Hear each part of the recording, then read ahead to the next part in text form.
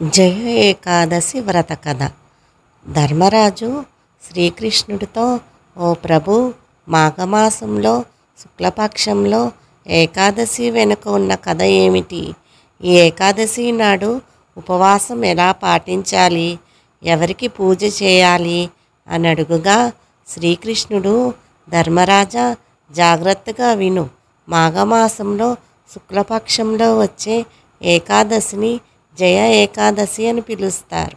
ఈ శుభప్రదమైన ఏకాదశి వ్రతం ఆచరించిన అన్ని పాపాలు నశిస్తాయి. మానవులు భూత ప్రేతాలుగా బాధపడాల్సిన అవసరము ఉండదు. స్వర్గలోకం ప్రాప్తిస్తుంది. దీనికి ఒక కథ ఉన్నది.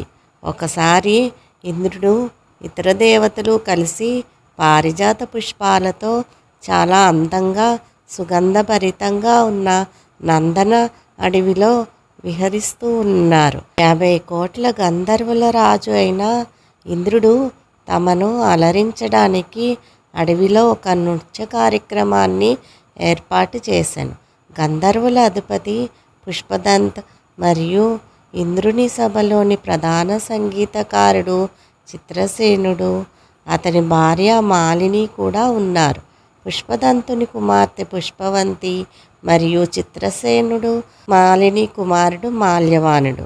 ఇంద్రుడిని ప్రసన్నం చేసుకోవడానికి వారు కూడా నృత్యంలో పాల్గొన్నారు.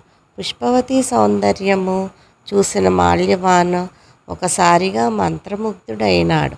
వారు ఇతర కళాకారులతో పాటలు పాడుతూ నృత్యం చేస్తూ ఇంద్రుని ప్రసన్నం చేసుకోవడానికి వచ్చారు. కానీ వారు ఒకరికొకరు ఆకర్షితులై సరిగ్గా పాడలేకపోయారు, నృత్యం చేయలేకపోయారు.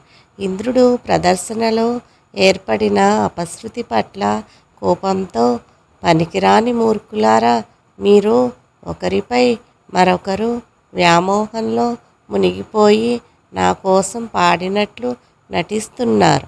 ఇది నాకు అవమానకరం. సంగీతం, నృత్యం సరస్వతి స్వరూపం. మీ ప్రవర్తన ఆమెను అగౌరవపరిచినట్టే అని పలికి, ఇహ మీదట స్వర్గలోకంలో మీకు స్థానం లేదు. ఇక నుండి పిశాచాలుగా జీవించండి అని శపిస్తాడు. వెంటనే వారు స్వర్గంలోని నందనవనం నుండి భూమిపై ఉన్న హిమాలయాలలో పడిపోయారు. హిమాలయ పర్వతాలపై పిశాచాల రూపంలో దుర్భర జీవితాన్ని గడపడం ప్రారంభించారు. వాసన, రుచి, స్పర్శ మొదలైన జ్ఞానాన్ని కోల్పోయారు. నిద్రపోలేకపోయారు. చలికి శరీరం మొద్దుబారిపోయింది.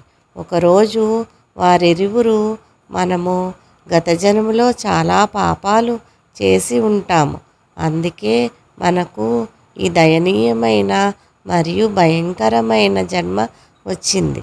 ఈ ప్రేత రూపంలో బాధపడడం కంటే నరకంలో కుళ్ళిపోవడం మంచిది. కాబట్టి మనం ఈ జన్మలో ఇక ఏ పాపాలు చేయకూడదు. కాబట్టి ఇక మనము ఏమీ పాపాలు చేయకూడదు అని అనుకుని వారు తమ జీవితాలను గడుపుతున్నారు.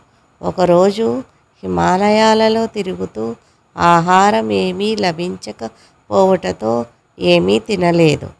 ఏ విధమైన పాపము చేయకూడదు అనుకున్నారు. కాబట్టి ఏ జీవిని కూడా చంపకుండా ఉపవాసము ఉన్నారు. అలా ఒక అశ్వత్థామ వృక్షం క్రిందన కూర్చుని ఉండగా సూర్యాస్తమం అయింది. నిద్ర కూడా పోలేకపోయారు. అలానే జాగరణ చేశారు.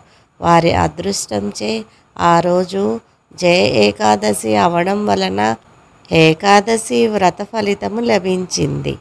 దానితో పిశాచాలుగా విముక్తి పొంది వారి గంధర్వ రూపాలను తిరిగి పొందారు. తిరిగి స్వర్గలోకానికి వెళ్ళి ఇంద్రునికి నమస్కరించారు. దేవేంద్రుడు వారి నిజరూపాలను చూసి ఆశ్చర్యపోయి, పిశాచ రూపం నుండి ఎలా విముక్తి పొందారు అని అడిగాడు. దేవేంద్రులు మాటలు విని మాల్యవానుడు, ఓ దేవతల రాజా ఇంద్ర, శ్రీహరి అనుగ్రహం వలన జయ ఏకాదశి నాడు ఉపవాసం చేయడం వలన మాకు పిశాచలోకం నుండి విముక్తి లభించింది అని చెప్పాడు. అప్పుడు ఇంద్రుడు, ఓ మాల్యవాన, ఏకాదశి వ్రతాన్ని ఆచరించి శ్రీహరి అనుగ్రహంతో మీరు పిశాచ జీవితాన్నించి విముక్తి పొందారు. అందుకే మీరు మాకు కూడా పూజ్యులు. మేము కూడా విష్ణు భక్తులమే. మీరు ఇక ఇక్కడే స్వర్గలోకంలో హాయిగా ఉండవచ్చు అని పలికెను. ధర్మరాజా, ఈ జయ ఏకాదశి నాడు ఉపవాసం ఉండడం వల్ల ప్రేతాలకు సులభంగా విముక్తి లభించింది. ఈ ఏకాదశి వ్రతం చేసేవారు తపస్సులు, యాగాలు, దానాలు, స్నాన జపాలు అన్నీ చేసినట్టే. ఎవరైతే జయ ఏకాదశి వ్రతాన్ని భక్తి శ్రద్ధలతో ఆచరిస్తారో వారి ఖచ్చితంగా 1000 సంవత్సరాలు స్వర్గంలో ఉంటారు అని శ్రీకృష్ణుడు పలికెను.